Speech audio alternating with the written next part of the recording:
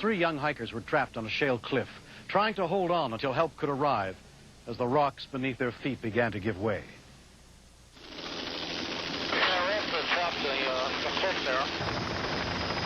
Okay, I'm going out on the skids. Okay. Okay, I'm out on the skids. Got horsepower? Horsepower. Okay. Okay, he's turning around. He's on the skids.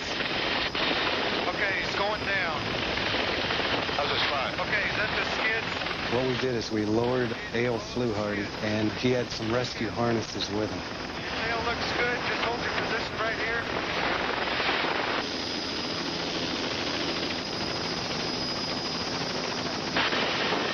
Okay, he's on the ground. Okay, he's got about 5 feet of slack. Just hold it right there. Your tail is clear. You look good. Don't give him too much. Is he disconnected? No, he's not disconnected yet. Further up the hill, Josh was in serious trouble. You could see him hanging by a large rock, and the rock started to give away. And at that point, I thought, oh, man, it looks like we may lose this kid. Get a little more altitude if you can. You're really blowing the pad here. Tell me to get more altitude? That's what he said.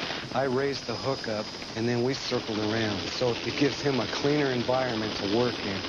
And it's a quieter environment so he can communicate with the kids and let them know what he's actually going to do. Hang on now. Cover your eyes and protect your face.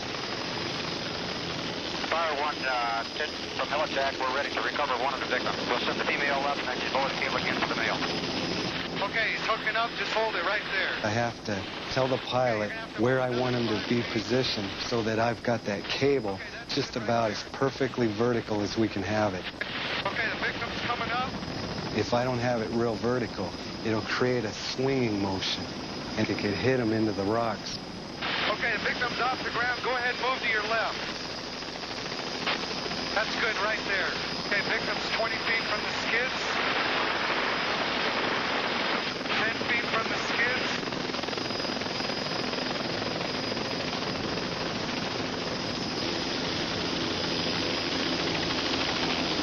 Victim's at the skids.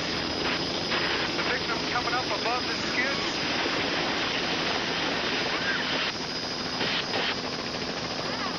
What's she doing? She okay? Okay, she's in the Okay, we're disconnecting right now. We're going to put the hook down for the next step. I try to lower that hook and get it to where it'll drop to the side or just in front of him, because I don't want the hook to touch him. Because of static electricity, they'll get a gnarly shock out of it. That's good right there. Okay, picking up the slack. Okay, slack is up. Victim's off the ground.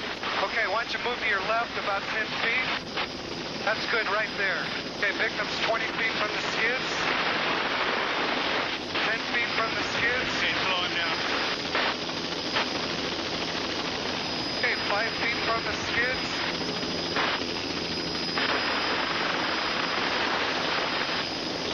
Okay, the victim is at the skids, coming above the skids.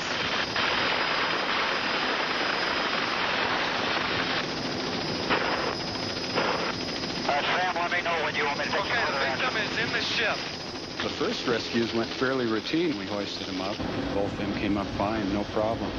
But on the third rescue, I could see it was going to be a lot more difficult because of the terrain, the steepness of it.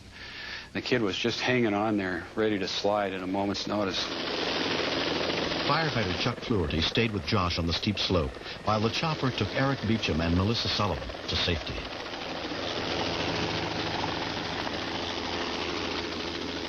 They flew Eric and I down to this park and dropped us off and went back up for Josh.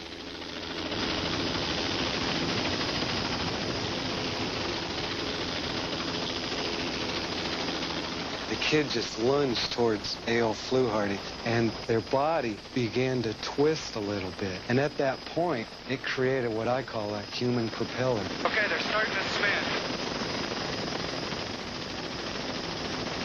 Hey, you go ahead, move out a little bit to the left. At that point, there was nothing I could do but watch. We were helpless. If you were to lower them back down on the hillside, they're going to hit the hillside and probably injure themselves.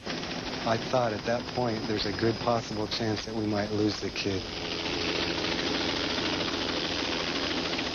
So the only thing I could do was just keep that hoist coming up and just hope for the best.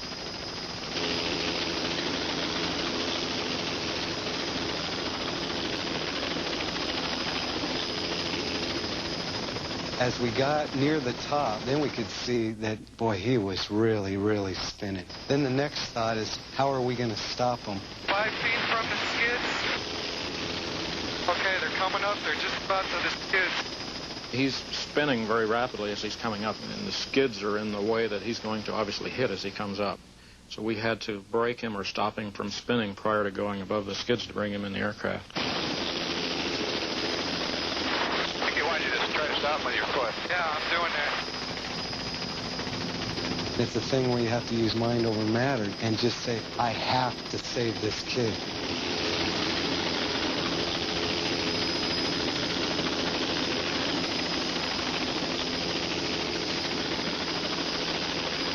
After being stranded for nearly 2 hours on the cliff, Josh Wayner, the last of the 3 friends, was pulled to safety.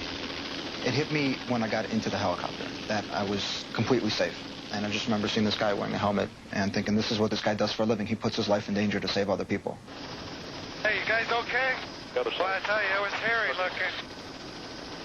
I don't think any of us are really heroes. I think we're well-trained in the job that we do and are used to taking these risks. That's what we signed on to do, and we accept it. I was grateful to him for saving my life because I know he really put his life in danger for it. And I remember getting into the helicopter and telling him I was going to name my first kid after him. I was really happy that the rescuers came, and I was kind of thinking it would be neat to be one of the rescuers going down and helping people, because I saw the joy that I had when they came down for me, and I would like to put that or give that feeling to other people. I am happy to be here, happy to be alive and safe now. And my whole summarized word for this whole thing would be thank you to the fire department. It would just be like, thanks. We knew what we were getting into before we came on this job, and we put our life in danger all the time. But that's just part of the job. We do this every day. This is fun stuff.